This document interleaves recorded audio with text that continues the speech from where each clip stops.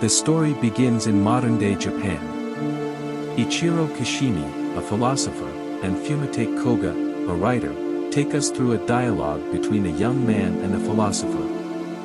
Their goal is simple: to explore the teachings of Alfred Adler, a psychologist who believed happiness is within everyone's reach. The lessons unfold as a conversation, full of questions, doubts, and revelations. Imagine a young person, perhaps like many of us today, struggling with self-doubt. This person feels trapped, blaming their past and circumstances for their unhappiness.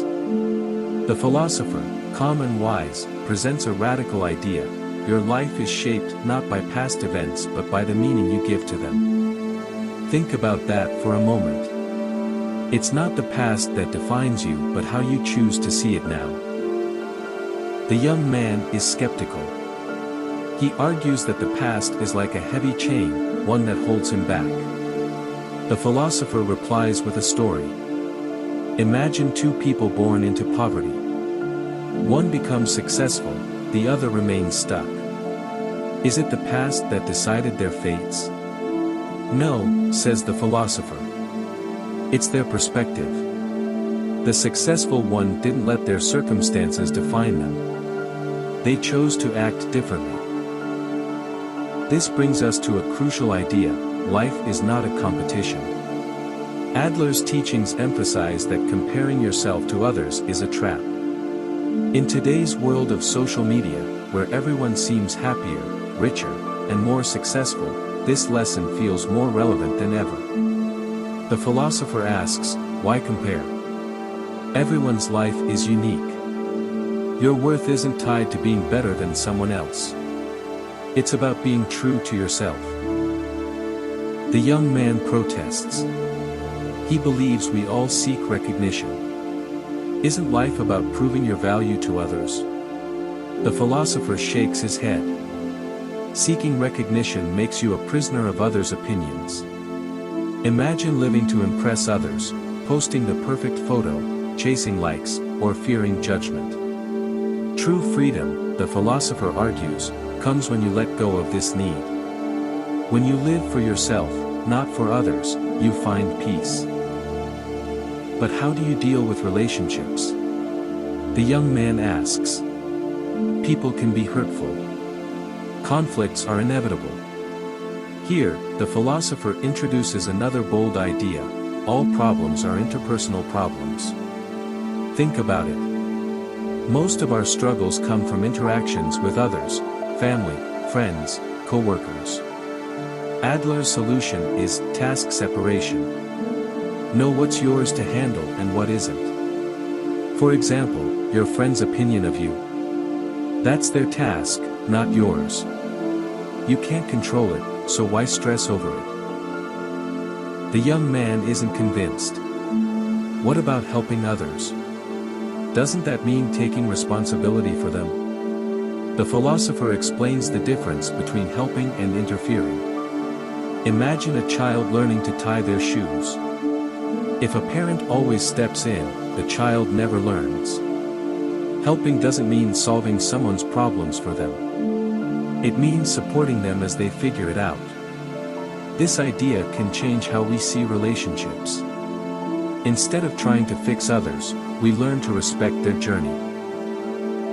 The conversation moves to courage. The philosopher says happiness requires the courage to be disliked. The young man is shocked. Isn't being liked essential? But the philosopher insists. Trying to please everyone means losing yourself. It's exhausting and impossible.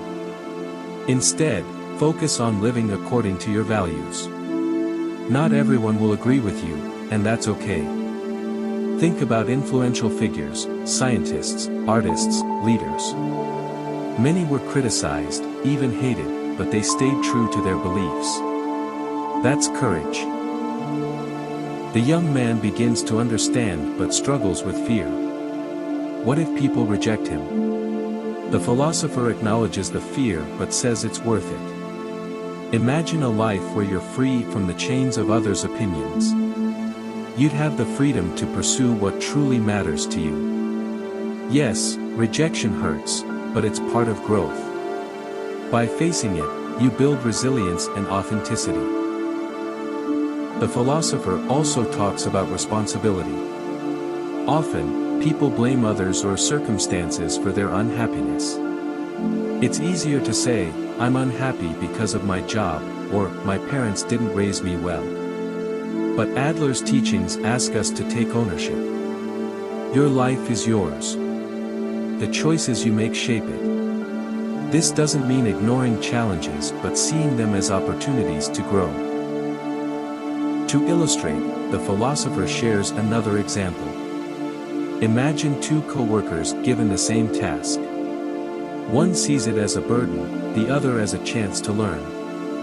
Their attitudes create two completely different experiences. In life, we have the same choice. We can see obstacles as walls or as steps to climb. As the dialogue unfolds, the young man's resistance softens. He begins to see that freedom isn't about escaping responsibilities or seeking approval. It's about embracing who you are, accepting others as they are, and living courageously. This doesn't mean life becomes easy. It means you face it with strength and authenticity. The philosopher's lessons are simple yet profound. They challenge us to rethink how we live. Are we chasing recognition or living true to ourselves? Are we blaming the past or shaping our present? Are we helping others grow or trying to control them? These questions resonate deeply, especially in a world that often values appearances over substance. By the end of their conversation, the young man feels a shift. He realizes he's not powerless. His life isn't dictated by the past, by others, or by circumstances.